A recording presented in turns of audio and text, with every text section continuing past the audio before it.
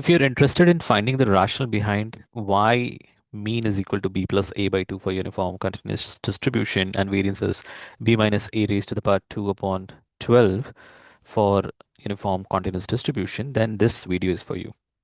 And I would say that even if you're not interested in the concept of how to derive mean and variance, but thematically, you need to have a bleak, intuitive understanding of the same. The reason is because if you're aware of the probability density function and how probability density function helps you to derive mean and variance, at least you know that if you get any new distribution and if you have to find out mean and variance, you can easily find out with the help of the method that we'll discuss today. Okay, so we know that the mean is the expected value and the formula for mean is what? Summation of xi upon n. We're aware of that. That is our moment one. Correct? And the mean formula is what? Summation of xi upon n. But that is the formula with an assumption of equal probability, right? We know that. We discussed in moment one session.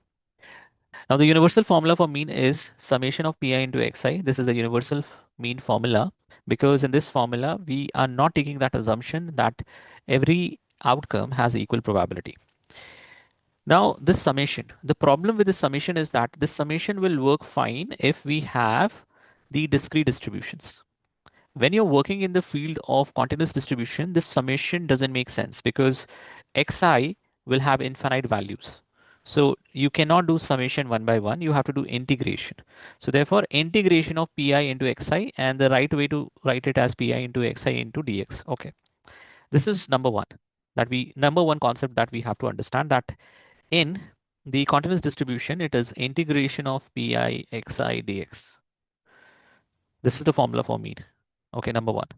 Second, in the last session, we introduced the probability density function of uniform continuous distribution, right? That was d minus c upon b minus c.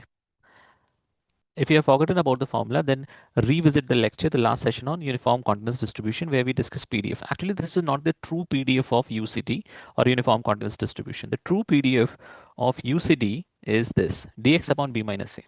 Let's understand why.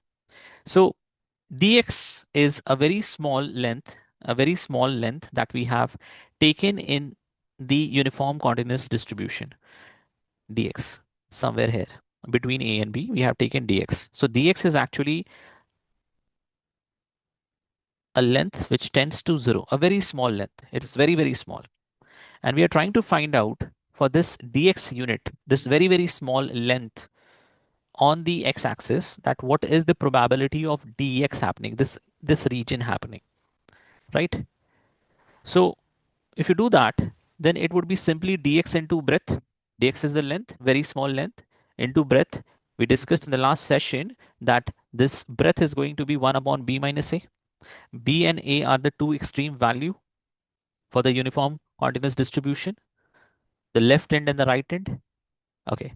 So dx into b minus a is actually your probability density function for a very, very small unit, a very, very small unit. And that is your true PDF. So this true PDF you can use anywhere because this is the PDF of a very, very small unit. You can also say this is the PDF of 1 unit of the uniform continuous distribution outcomes. So you can use it as a probability in any calculation. So the PI in the mean is actually what? Probability density function. If you remember, in the binomial distribution, we were saying PI is equal to PMF because that was discrete.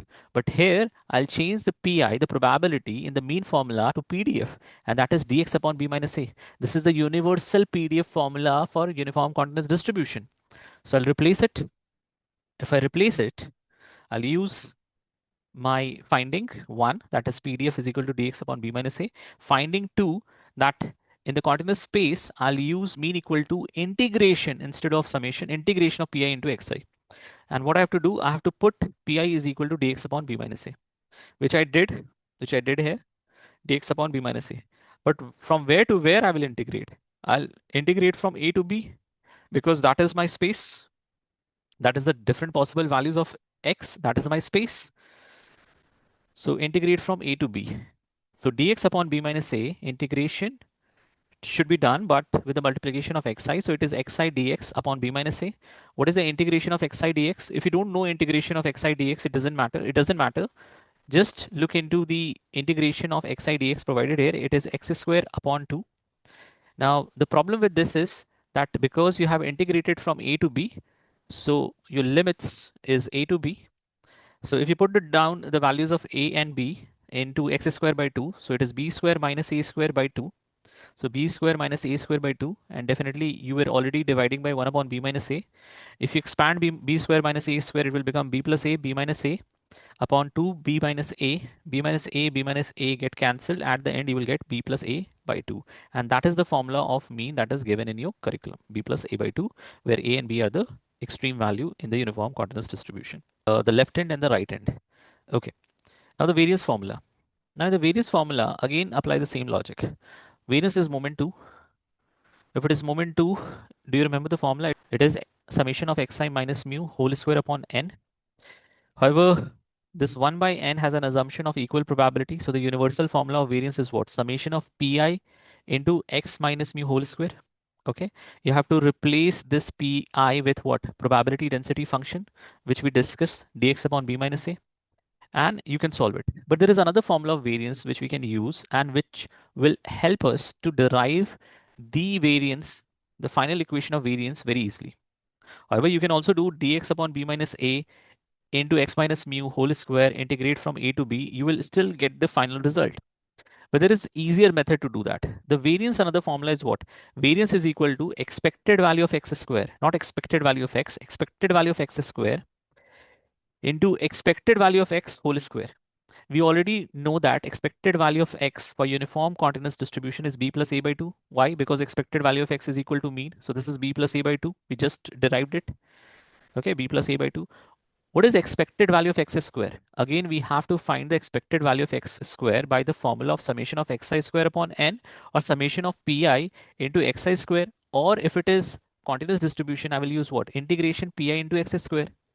Because the formula for mean is what? Summation of pi into xi. I'm saying give me the expected value of x square, not x. So pi x square. Now I will integrate it. If I integrate it, I have to replace this pi with what? Probability density function. We just proved that the probability density function is what? Dx upon b minus a, right? For a very small interval. So it becomes what? X squared dx b minus a. If you integrate it, it will become what? X cube upon b minus a. And definitely you will get 1 by 3 because that is the basic rule of integration. Now, if you use these limits of the integration, which is from a to b, it will become b cube minus a cube. And definitely you have 1 by 3 already there, which is not written here. So let me write it down. Okay. Now, if you cancel b minus a, then what you will left with? B square plus ab plus a square. So this expected value of x square is what? B square plus ab plus a square upon 3. What is b plus a whole square? Would be b square plus 2ab plus a square. And definitely 2 square would be what? 4. You have to subtract it. If you subtract it, you will find b square plus a square minus 2ab, which you can also write it as b minus a whole square, and the denominator LCM, you can see it as 12. And that is the formula for variance. See, I didn't want to like teach you that every step of finding out the mean or variance. But the intuition which is necessary now when you enter into continuous distribution is integration with the probability density function helps you to find out mean and variance. That is the core message of this session.